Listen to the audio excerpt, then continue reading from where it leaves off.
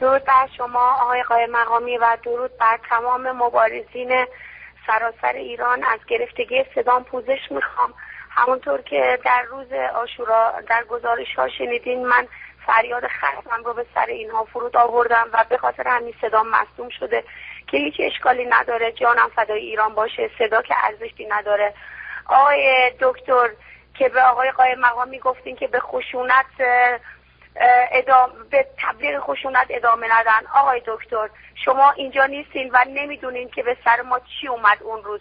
شما نمیدونین وقتی جلوی چشم من 3 تا جوون رو با پاترول زدن، پرت کردن، من چه حالی بودم اون لحظه که آقای قائم مقامی داشت صدای منو پخش میکرد از رادیو و من فریاد زدم آقای قائم مقامی زدن، با پاترول زدن، 3 تا جوون رو کشتن جلوی چشم ما، بدن اینها سرد شد. آقای دکتری که در آلمان هستید، شما کجایین؟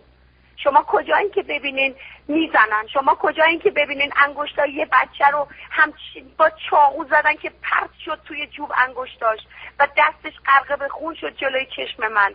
شما انتظار دارید من اون لحظه وایسم نگاه کنم یا بذارم فرار کنم؟ من از اون کسایی بودم که بله صدای من داره در مسنجر بیلوکس پخش میشه، در روم های مسنجر بیلوکس و دوستان دارن تاییدیه میخوان از من که این صدای من هستش. بله یارانه، در بیلوکس این صدای کردی بانو هست که داره در پرژن رادیو پخش میشه و در روزهای آینده در پرژن رادیو پخش خواهد شد تا این رژیم منحوس و ضد ایرانی شرش رو بکن از سر ما. صدای من قطع نخواهد شد دیگه. و آقای دکتری که در آلمان نشستی، به ما نصیحت نکن، به کار پزشکی ادامه بده، پولت رو در بیار، به زن و بچت برس، چون ما داریم در خون شنا میکنیم. ما داریم انگشتای پریده شده یک بچه رو توی جوب آب میبینیم. ما داریم 3 تا جوان رو میبینیم که جلوی چشم ما زیر پاترول سیاه بدنشون یخ زد، مثل کیسه سیمان از روی اینا رد شد پاترول. شما چی دارید میگید؟ دارید با چی حرف میزنید؟ مگه اینجا هلنده؟ مگه اینجا آلمانه؟ مگه اینجا لس آنجلسه؟ اینجا تهرانه، اینجا شهر خونه. امروز در دانشگاه علم و صنعت ریختن، با اتوبوس و مینیبوس ریختن داخل دانشگاه، قل و قم کردن بچه ها رو، با آجر و با سنگ سر بچه ها رو شکافتن. این حرامزاده های نجس بسیجی، با کی دارید حرف میزنید شما؟ امروز بچه‌های بسیجی رو بچه‌های دانشگاهی رو قل و قم کردن در دانشگاه علم و صنعت. امروز جنازه هاشون هم کشیدن بردن بیرون. عاشورا امروز بود. مظلومان ما امروز در دانشگاه علم و صنعت بودن. حسین های شهید امروز در دانشگاه علم و صنعت بودن. ما دیگه نمیشینیم تماشا کنیم کتک بخوریم. ما دیگه نمیشینیم تو سرمون بزنن. ما دیگه نمیشینیم سهراب رو ببرن زیر خاک بکنن، ندا آقا سلطان رو زیر خاک بکنن و ما بشینیم آب گوشتمون رو بپزیم، قرمه سبزیمون رو بپزیم و به بچه‌هامون بگیم بشی تو خونه بیرون نرو. نه، ما دیگه میریم اول صف. کتک میخوریم و کتک میزنیم. آقای دکتر، ما دیگه کتک میزنیم از این به بعد. من از کسانی بودم که روز عاشورا جلوی صف میگفتم حمله کنید، فرار نکنید. برای چی دارید فرار میکنید؟ از چی دارید فرار میکنید؟ من از کسایی بودم که موتور یگان بیشتر زیر لگد کردم و کتک خوردم و افتخار میکنم به تمام کبودی‌های بدنم، افتخار میکنم به تمام دست و پام که سیاه هستش، افتخار میکنم به گلوی دریده شدم چون فریاد آزادی ازش اومد بیرون. به ما نگید بشینید، ما نمیشینیم. به ما نگید سکوت کنید، ما سکوت نمی کنیم. به ما نگید کتک نزنید، ما میزنیم. ما آتش میزنیم، ما پاره میکنیم. ما به همه چیز این رژیم حمله میکنیم. از این به بعد به همه چیزش حمله میکنیم. دیگه فقط مرگ بر خامنه ای نیست، دیگه به این راحتی ها دیگه نیست. این توبه میری دیگه از اون توبه میری ها نیست. آقای دکتر، آقای مهندس، جناب میلیونر، جنابی که 1000 تا خدمتکار داری توی اروپا و تو امریکا و 1 قرون به پرژن رادیو کمک نمی کنی. آقایون خوشنشین اروپا و امریکا، شما هایی که شراب 10-15 ساله فرانسه هست سر میز شامتون و به پرژن رادیو 1 قرون کمک نمی کنید.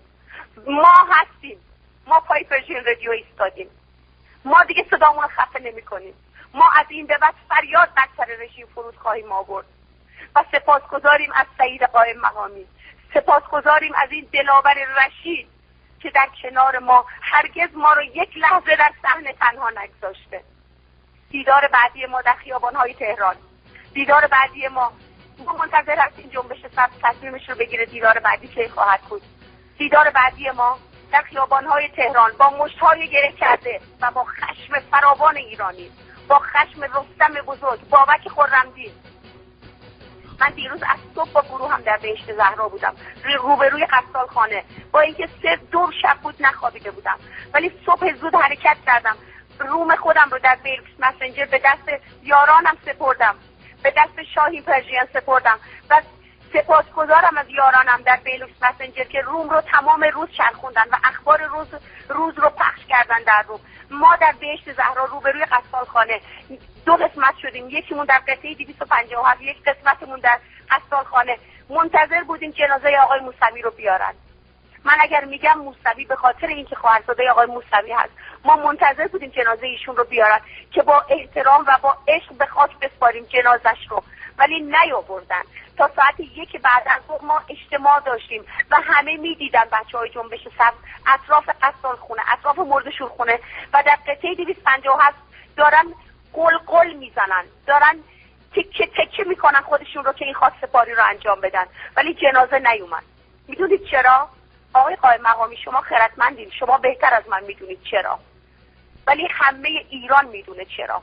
چون نمیخواستن عاشورا ادامه داشته باشه یک روز بعدش، نمیخواستن تظاهرات عاشورا روز بعد در بهشت زهرا ادامه پیدا کنه، نمیخواستن خون و خونریزی عاشورا بکشن به روز بعدش، چون مطمئن بودن اگر خونریزی در بهشت زهرا ادامه داشته باشه فردا سرنگون خواهند شد. روزی که روز خاکسپاری آقای موسوی بود روز سرنگونی اینها میشد اگر این خونریزی در بهشت زهرا ادامه پیدا میکرد.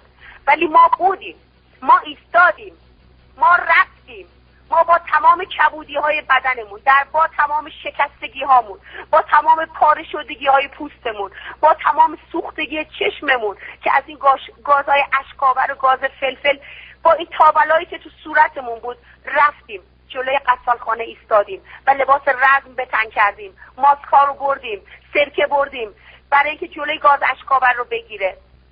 ما رفتیم با دست خالی در بهشت زهرا تا اینکه پای قیاممون بایستیم و از ناموس این جنبش دفاع کنیم. ولی این دون صفتان، این بی همتان، این ایرانیان، این دشمنان ایران زمین، این دشمنان زن ایران، این دشمنان کردی بانوها، این دشمنان بابک خرمدین، این دشمنان فردوسی بزرگ شهامت نکردن که بیان و با ما روبرو بشن. اینها جیگر نداشتن که بیان و رو در روی ما بایستن و به زبون بچه تهرونیا داداش کم آوردن، ولی ما کم نمیاریم. به ما نگید خشونت نکنید، اینجا نیستین، برای ما تصمیم نگیرید ما چه کنید. شما در بین ما نیستید، شرابتون رو بخورید، با شامتون شرابهای گرونتون رو بخورید. به ما نگید ما چه کنیم، ما خودمون میدونیم چه کنیم. سعید قائم مقامی هرگز به ما نگفته چه کنید، هرگز. همواره در خدمت بوده، همواره همراه بوده و در کنار بوده، ولی هرگز به ما نگفته چه بکنید. ممنونم دخترم، سپاسگزار شما هستم، تشکر میکنم. بدرود تا سخنی دیگر.